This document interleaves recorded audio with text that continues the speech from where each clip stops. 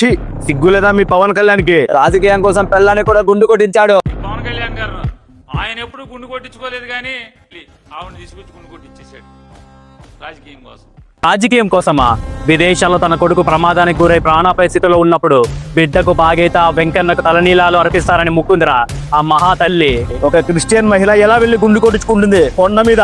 అందుకేరా డిక్లరేషన్ ఇచ్చి తలనీలాలు సమర్పించి అన్నదానాన్ని కూడా డొనేషన్ కూడా ఇచ్చింది. ఆ రాజదేశస్తురాలు మన పద్ధతులు పాటిస్తూ మన సాంప్రదాయాలను ఆచరిస్తుంటే గర్వపడాల్సింది పోయి ఎదేవా చేస్తారా?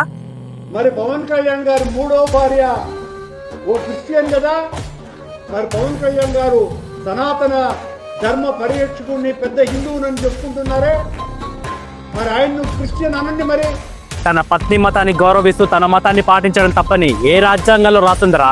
ఛీ, మీ బతుకంతా ఆడోళ్ళని రాజకీయాల్లోకి లాగడమేనారా? అధికారం ఉన్నప్పుడు బాబు గారి భార్యని అసెంబ్లీ సాక్షిగా అవమానించారు, ఇప్పుడు పవన్ కళ్యాణ్ గారి భార్యని అవహేళన చేస్తున్నారు. మాతృమూర్తుల జోలికి రాకండి, మట్టి కొట్టుకొని పోతారు.